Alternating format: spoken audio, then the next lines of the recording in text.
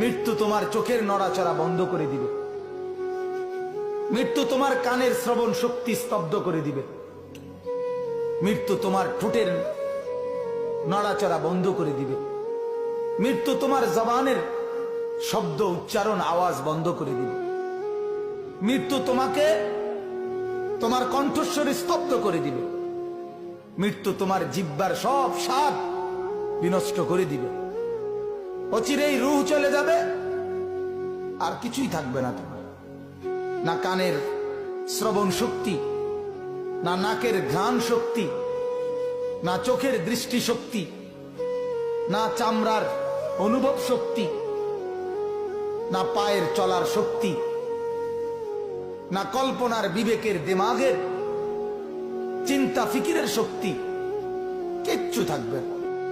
আল্লাহর নবী এটাই বলছেন, সব কিছু